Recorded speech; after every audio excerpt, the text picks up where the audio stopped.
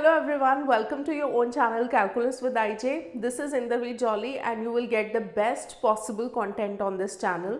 तो यहाँ पे हमने सीरीज स्टार्ट की है जिसमें हम PYQ कवर कर रहे हैं। 2024 के बोर्ड एग्जाम में जितने भी PYQ पूछे गए थे, each and every question is being covered. तो ये CBSE बोर्ड एग्ज़ाम के, चाहे वो कंपार्टमेंट एग्ज़ाम हो, चाहे वो मेन बोर्ड एग्ज़ाम हो, सारे सेट्स के जितने भी PYQ थे, सारे क्वेश्चंस हम कवर कर रहे हैं। तो लेट अस स्टार्ट विद और वेक्टर्स PYQ। तो आज हम करेंगे वेक्टर्स के MCQ। तो वेक्टर्स के जितने MCQ आए थे बोर्ड एग्ज़ाम में, वो सारे आज हम कवर करेंगे। तो हमारा फर्स्ट क्वेश्चन है, for any two vectors A and B which of the following statements is always true. Basically इन सब में जो ऑप्शंस गिवन है, A.B गिवन है और A एंड B का जो मॉडुलस का प्रोडक्ट गिवन है, मतलब उसके मैग्नीट्यूड का प्रोडक्ट।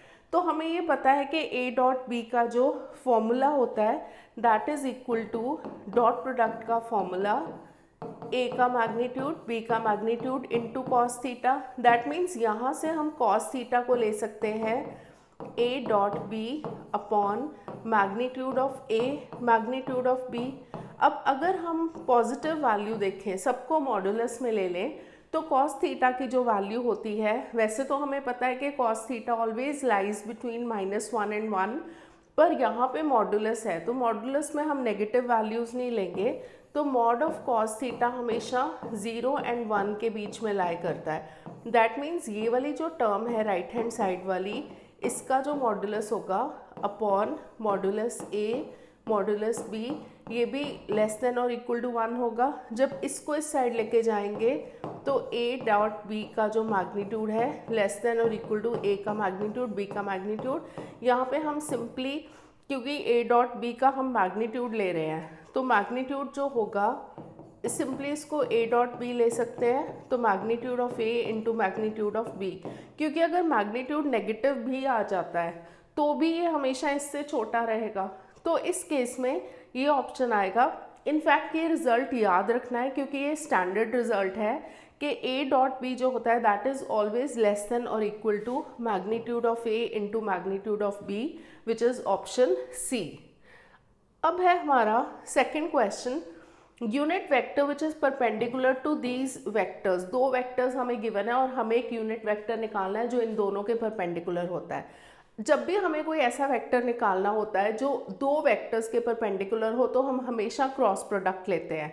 क्रॉस प्रोडक्ट क्यों लेते हैं? क्योंकि क्रॉस प्रोडक्ट ही ऐसे डिफाइंड है ना कि अगर दो वेक्टर्स का हम क्रॉस प्रोडक्ट ले, जैसे x एंड y एक्सिस के अलॉन्ग है वेक्टर्स, तो उनका जो रिजल्टेंट वेक्टर होगा वो z एक्सिस के अलॉन्ग होगा। तो इसीलिए क्रॉस प्रोडक्ट से अगर दोनों के परपेंडिकुलर हो तो हम हमेशा क्रॉस प्रोडक्ट लेते हैं। This is very important result. तो यूनिट वेक्टर बाद में निकालेंगे। Let A be a vector which is perpendicular to both I plus k and I minus k। तो जो वेक्टर A होगा इन दोनों का क्रॉस प्रोडक्ट होगा I plus k cross I minus k। तो जब हम इसका क्रॉस प्रोडक्ट लेंगे, I और I का क्रॉस प्रोडक्ट ले लेंगे, I क्रॉस माइनस साइन है K। इसको ध्यान रखना है कि I क्रॉस K है ना, तो वैसे ही लिखना है, K क्रॉस I नहीं लिखना। This is not normal multiplication. तो यहाँ पे क्योंकि A क्रॉस B जो होता है that is not equal to B cross A, vector product is not commutative, तो ऑर्डर मेंटेन करना है। और यहाँ पे प्लस आ जाएगा K cross I minus K cross K। अब जब I क्रॉस I है, दोनों x एक्सिस के अलॉन्ग है, तो I क्रॉस I का जो फॉर्मूला होता है, जैसे जब हम क्रॉस प्रोडक्ट लेते हैं तो उसका फॉर्मूला होता है वेक्टर A का मैग्नीट्यूड B का magnitude sine theta. Sine theta मतलब थीटा जो एंगल्स इन दोनों वेक्टर्स के बीच में होगा। तो यहाँ पे I एंड I क्योंकि both are along X axis, तो दोनों के बीच में एंगल तो 0 डिग्री होगा, तो साइन 0 हो जाएगा, तो ये दोनों 0 हो जाएंगे।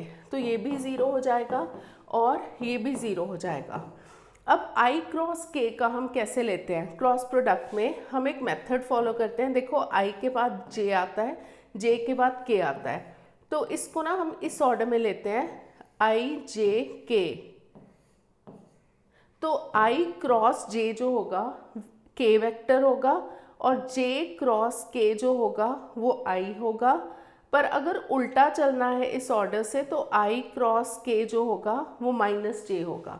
तो यहाँ पे हम माइनस आई क्रॉस के है, आई क्रॉस के क्योंकि उल्टा चल रहा है ना, तो आई क्रॉस के जे बनाता है, बट ये माइनस जे होगा क्योंकि आई जे के ऑर्डर फॉलो होता है। तो के से आई अगर लें, के और आई का क्रॉस प्रोडक्ट, तो वो जे वेक्टर होगा।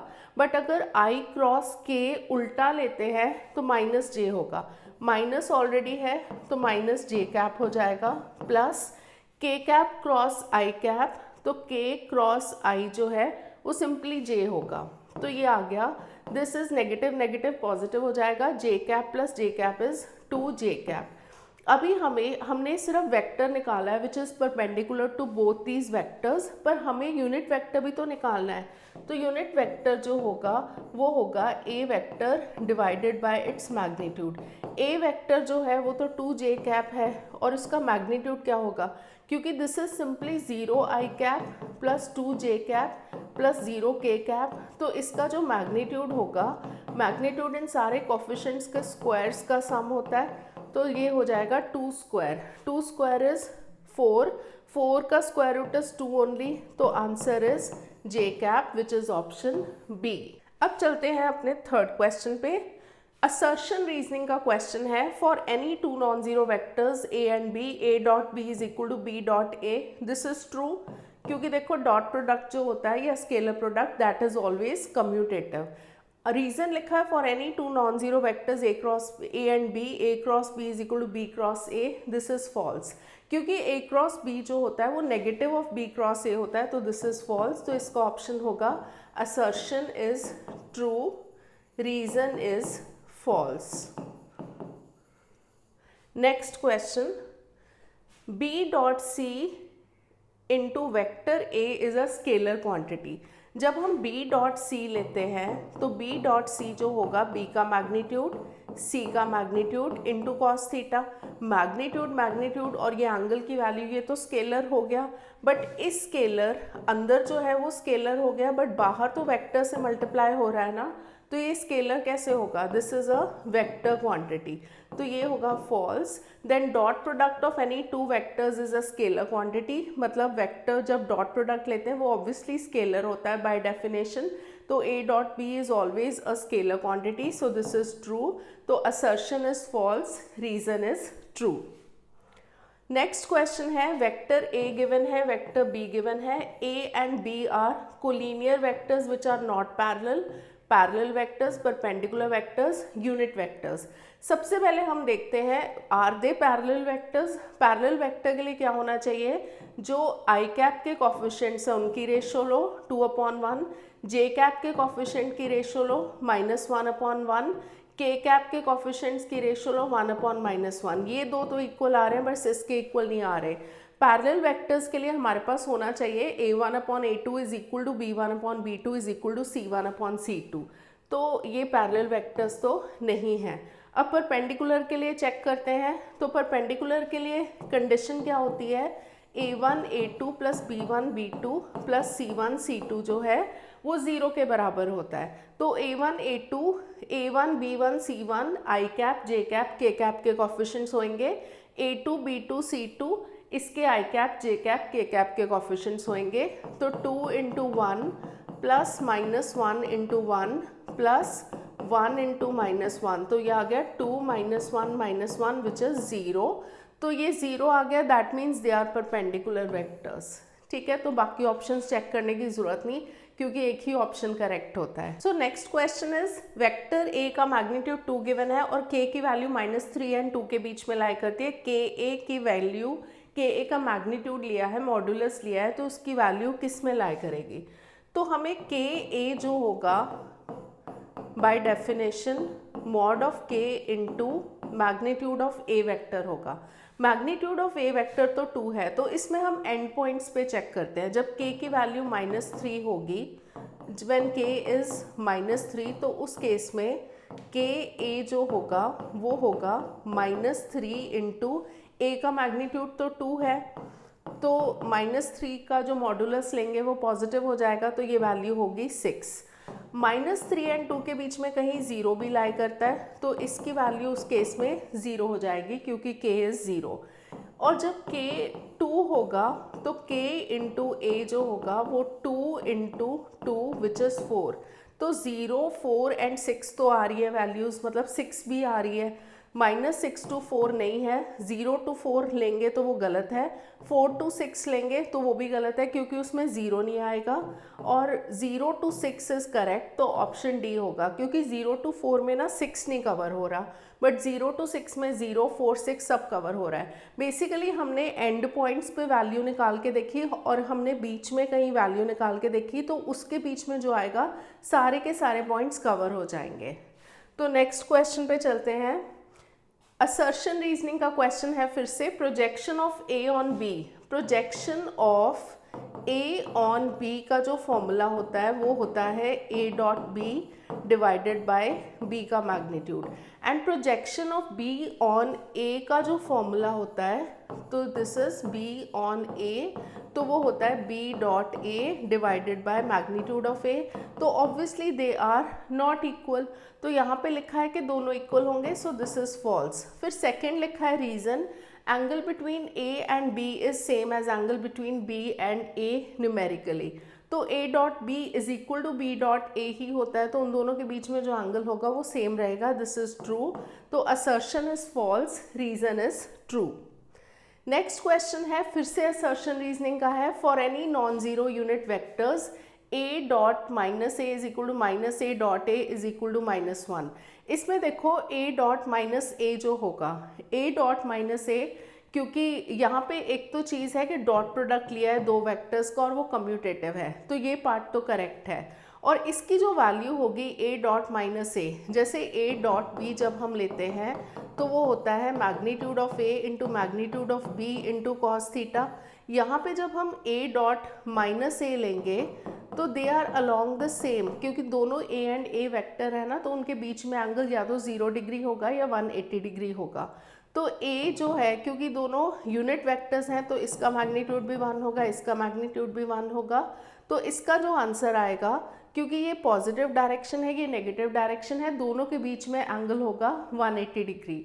अगर दोनों के बीच में एंगल जैसे 0 डिग्री होता तो यहाँ पे पॉजिटिव होता, 0 डिग्री के केस में cos 0 इज़ 1, तो पॉजिटिव आती वैल्यू, बट यहाँ पे वैल्यू जो है डॉट प्रोडक्ट की नेगेटिव आ रही है, दैट मीन्स दोनों के बीच में एंगल होगा 180 डिग्री। कैसे होगा, अगर वेक्टर ए ऐसे है तो negative of vector A opposite direction में होगा, तो दोनों के बीच में एंगल 180 डिग्री बनता है, एंड cos 180 डिग्री की वैल्यू होती है -1, तो इसका आंसर होगा -1 विच इज़ करेक्ट।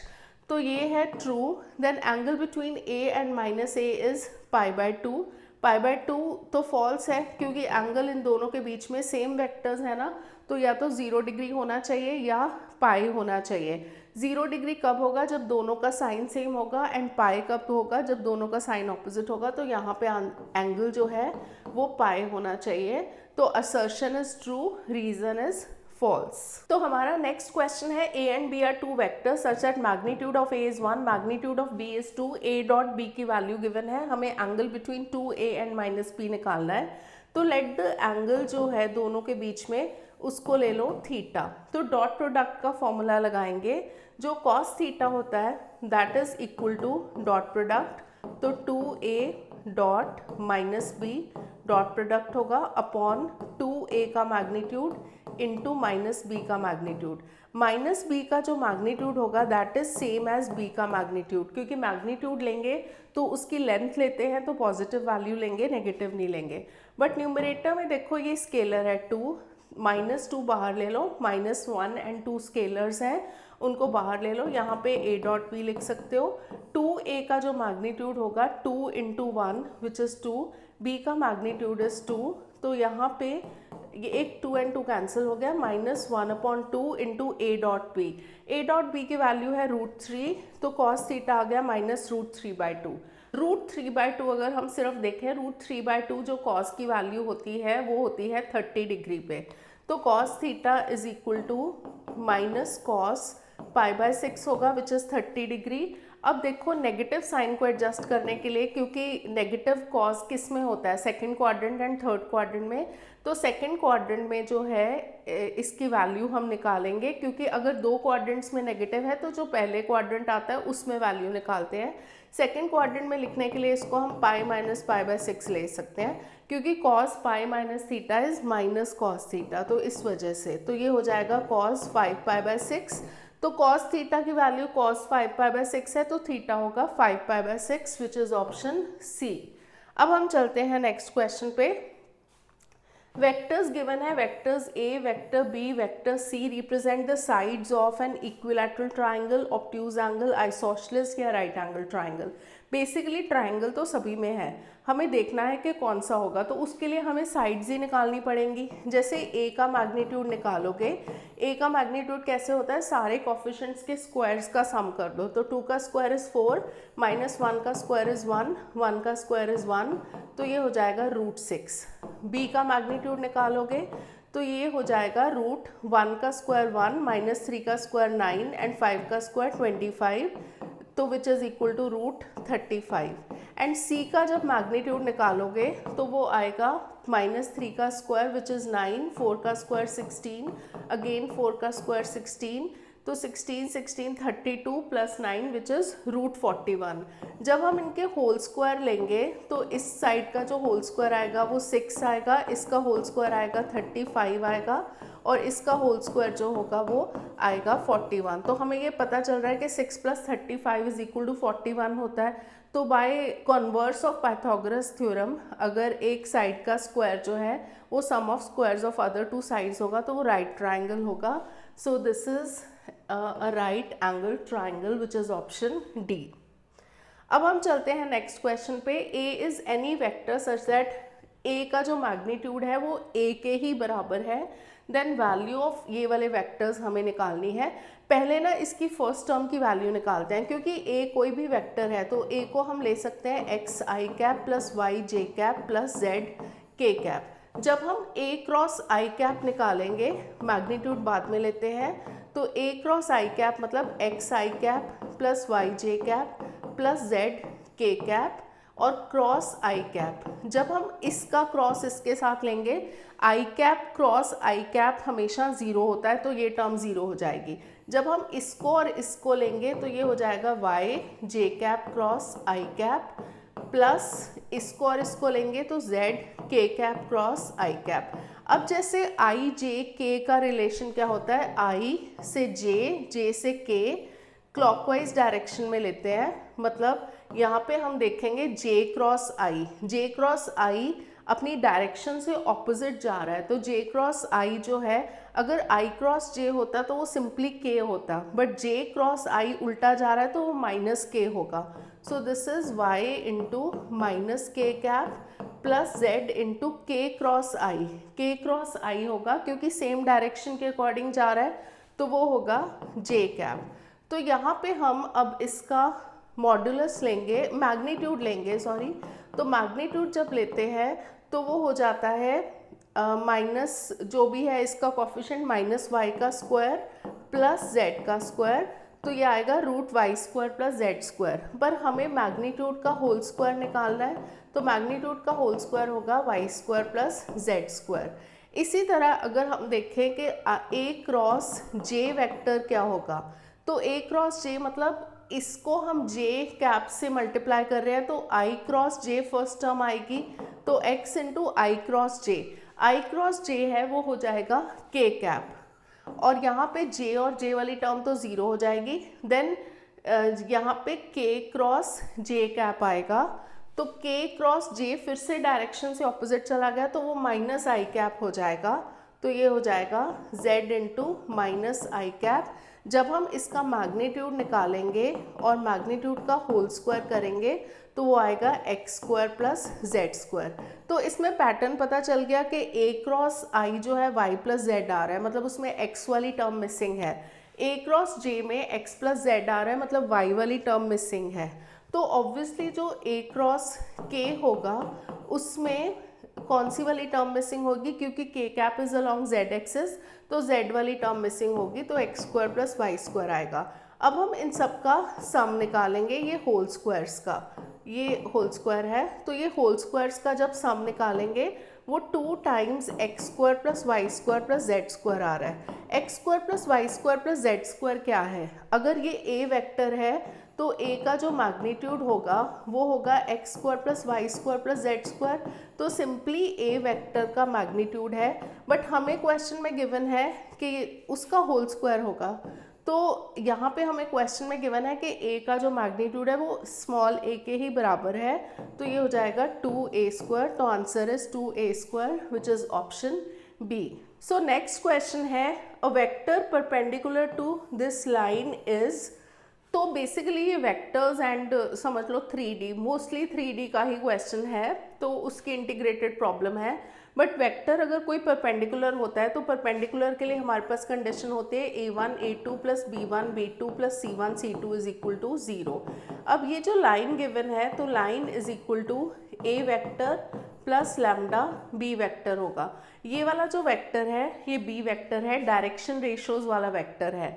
तो अगर हम इसके direction ratios a1 b1 c1 लेते हैं तो a1 b1 c1 इज 3 -1 और k वाला तो है नहीं तो वो 0 होगा, ठीक है। तो अब हम क्या करेंगे कि ऑप्शंस को हिट एंड ट्रायल से चेक करेंगे। जो ए ऑप्शन है इसमें a2 b2 c2 जो i cap j cap k cap के कोफिशिएंट्स है विच इज़ 5 1 6, तो इसमें हम ये कंडीशन लगा के देखेंगे। तो 3 × 5 प्लस -1 × 1 प्लस जो लास्ट टर्म है वो तो 0 ही हो जाएगी, तो ये 15 - 1 होगा, 14 है which is not equal to 0, तो ए वाला ऑप्शन तो नहीं है। अब बी ऑप्शन से चेक करते हैं, तो बी ऑप्शन में डायरेक्शन रेशोज है 1 3 5, यहाँ पे है 3 -1, तो 3 × 1 प्लस 3 × -1 प्लस 5 × 0, तो इसमें देख सकते हो कि 3 - 3 इज इक्वल टू 0 ये आ रहा है। दैट मीन्स इसमें कंडीशन सेटिस्फाई हो रही है। अगर बाकियों में चेक करोगे तो कंडीशन सेटिस्फाई नहीं होगी, तो ये ऑप्शन होगा बी ऑप्शन। अब है हमारा next question, the position vector of p and q are p vector and q vector respectively, point r divides the line segment pq in ratio 3:1। पहले ना इतना बना लेते हैं कि यहाँ पे p एंड q दो पॉइंट्स हैं, इसका पोजीशन वेक्टर है p और इसका पोजीशन वेक्टर है q।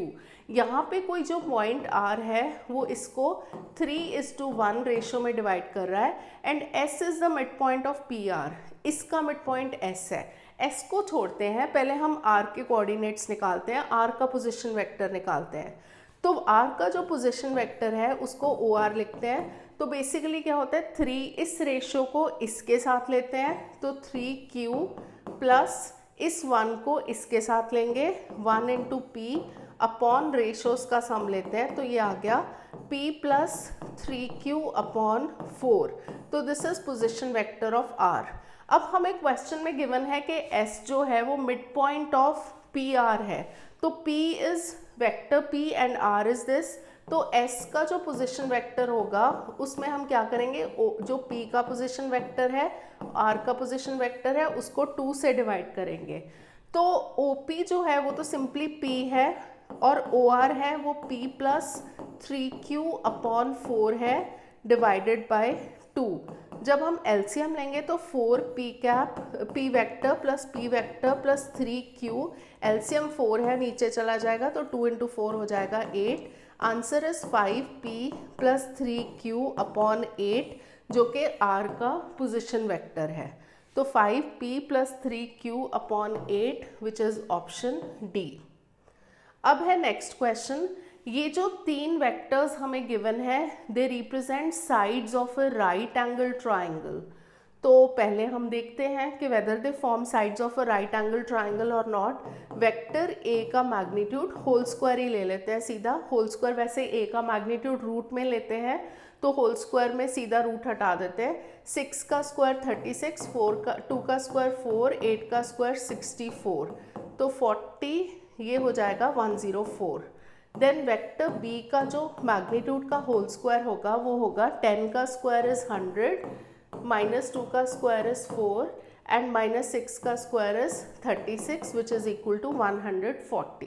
देन c का जो मैग्नीट्यूड का होल स्क्वायर होगा वो होगा 4 का स्क्वायर 16 और यहाँ पे भी 4 का स्क्वायर 16 और 2 का स्क्वायर 4 32, तो ये 40 हो गया, नहीं 36 हो गया, सॉरी। So this is 36। तो यहाँ पे ये देख सकते हो कि मैग्नीट्यूड ए का स्क्वायर प्लस मैग्नीट्यूड सी का स्क्वायर जो है वो बी के स्क्वायर के बराबर है। तो by converse of Pythagoras theorem they are sides of a right angle triangle, so this assertion is true. Reason में लिखा है कि 3 non zero vectors of which none of 2 are collinear form a triangle if the resultant is zero vector और sum of any 2 vectors is equal to the third.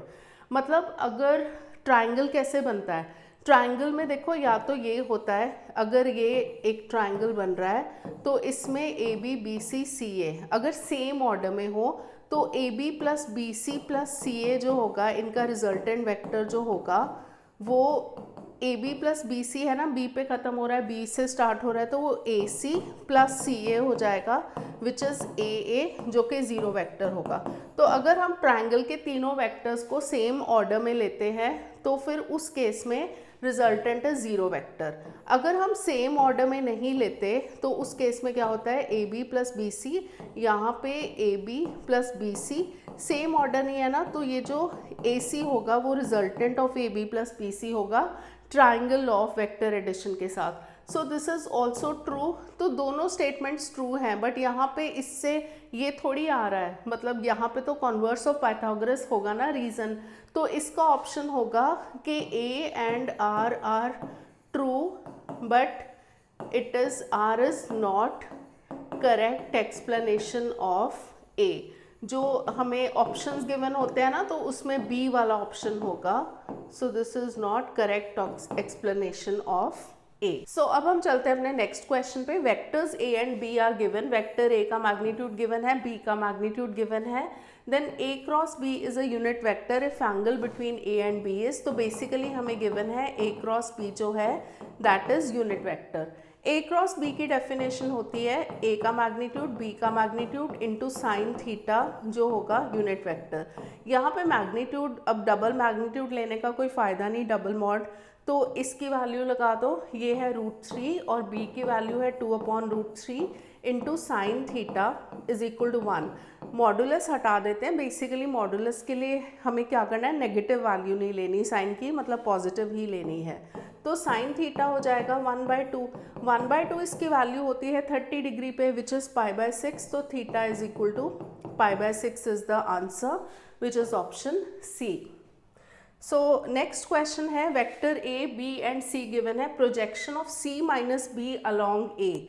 तो C minus B पहले निकाल लेते हैं। सी माइनस बी क्या होगा, इसमें से इसको माइनस करेंगे, 2i cap minus I cap is I cap, minus J cap minus 2j cap हो जाएगा -3j कैप, +4 -3 हो जाएगा, +4 माइनस हो रहा है ना और -3 ऑलरेडी है तो +7k कैप हो जाएगा। हमें projection of C minus B on A निकालनी है, तो ये होता है C माइनस बी का डॉट प्रोडक्ट विद A, जो प्रोजेक्शन की डेफिनेशन है, अपॉन A का मैग्नीट्यूड। C माइनस बी है I cap minus 3j cap plus 7k cap, इसका डॉट प्रोडक्ट A वेक्टर के साथ लेंगे which is 2i cap minus 2j cap plus k cap, और डिनोमिनेटर में हम लेंगे A का मैग्नीट्यूड। मैग्नीट्यूड है सारे कोफिशिएंट्स का होल स्क्वायर का सम, 2 का स्क्वायर इज 4 माइनस 2 का स्क्वायर इज अगेन 4, 1 का स्क्वायर इज 1। डॉट प्रोडक्ट में हम क्या लेते हैं, जो कोफिशिएंट्स होते हैं उनको मल्टीप्लाई कर देते हैं, 1 इंटू 2 हो जाएगा, -3 इंटू -2 +6, 7 इंटू 1 इज 7 अपॉन नीचे हो जाएगा 8 + 1 9, 9 का रूट इज 3, तो 15/3 answer is 5 which is option B. So next question, A B C are unit vectors, तीनों हमें यूनिट वेक्टर्स गिवन है, मतलब तीनों का जो मैग्नीट्यूड है वो 1 होगा, and A plus B plus C is zero vector, तो हमें इसकी वैल्यू निकालनी है। जहाँ पे भी ये एनसीईआरटी का ही क्वेश्चन है, ए प्लस बी प्लस सी जो होगा वो ज़ीरो वेक्टर होगा, तो इसको ना, इससे हमें कुछ नहीं मिलता, इसको क्या किया करो, इसका मॉडुलस का होल स्क्वायर ले लिया करो, वो भी ज़ीरो होगा। तो बेसिकली मॉड ए का होल स्क्वायर या मैग्नीट्यूड ऑफ ए का होल स्क्वायर कैसे होता है, इनका डॉट प्रोडक्ट होता है, तो a plus B plus C dot a plus B plus C is equal to 0 हो जाएगा। मतलब ये इससे कैसे लिया, जैसे सेम वेक्टर का हम डॉट प्रोडक्ट लेते हैं ना, a डॉट a, तो a का मैग्नीट्यूड इंटू कॉस थीटा, दोनों के बीच में एंगल 0 डिग्री होगा विच इज़ 1, तो उसी को हमने यूज़ किया है, या फिर इसी को यूज़ कर सकते हो। अब a डॉट a जो होगा वो हो जाएगा मॉड a का whole square, a dot b हो जाएगा और a डॉट c हो जाएगा।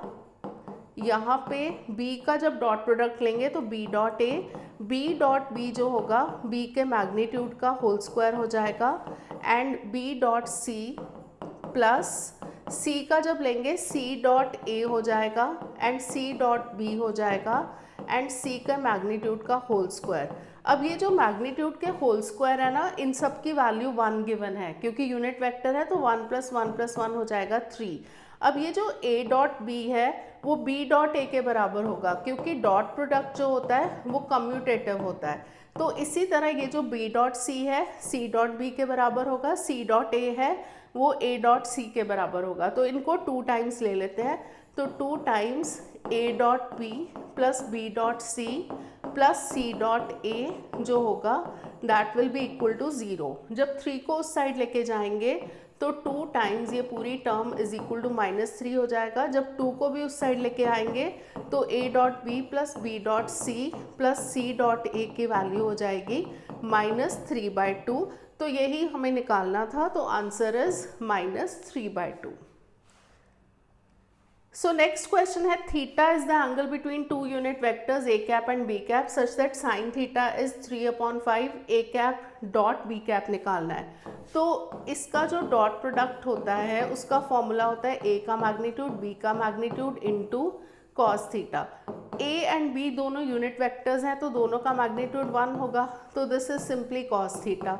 पर हमें तो साइन थीटा की वैल्यू गिवन है, sine theta is 3/5। Now sine square theta plus cos square theta होता है 1, तो इसकी वैल्यू है 9/25 is plus cos square theta is equal to 1। तो कॉस स्क्वायर थीटा कैसे आएगा, 1 माइनस 9/25 विच इज 16/25, उससे कॉस थीटा की वैल्यू आ जाएगी प्लस माइनस 4/5। जब स्क्वायर रूट लेंगे तो प्लस माइनस दोनों आएंगे, तो इसका आंसर होगा plus minus 4/5 which is option C. Next question है, वेक्टर है उसका टर्मिनल पॉइंट ये है, टर्मिनल मतलब end point, and initial point is this, B is initial point. तो इसको ना एक्चुअली ऐसे लिख लिया करो, इसका पोजिशन वेक्टर लिख लिया करो। OA जो होगा 2i cap minus 3j cap plus 5k cap होगा, एंड जो वेक्टर OB होगा वो होगा 3i cap minus 4j cap plus 7k cap. क्योंकि ये इनिशियल पॉइंट है ये फाइनल पॉइंट है, उल्टा गिवन है ना, तो हमें BA निकालना है, B is initial A is final, तो ये हमेशा OA माइनस OB से आता है BA। तो OA इज 2 में से ये माइनस करना है, तो 2 माइनस 3 हो जाएगा minus I cap minus 3j cap minus -4, क्योंकि माइनस कर रहे हैं ना तो ये प्लस हो जाएगा, तो -3 + 4 is +j cap, and 5 - 7 is -2k cap, तो ये होगा इसका आंसर। तो minus I cap plus j cap minus 2k cap which is option D. Next question है, what is the value of projection of A on B upon projection of B on A for these two vectors. देखो projection of A on B upon projection of B on A। Projection of A on B का जो formula होता है वो होता है A dot B upon magnitude of B। इसको मैं ऐसे लिख रही हूँ डिवाइडेड करके, projection of B on A का फॉर्मूला होता है B dot A upon magnitude of A।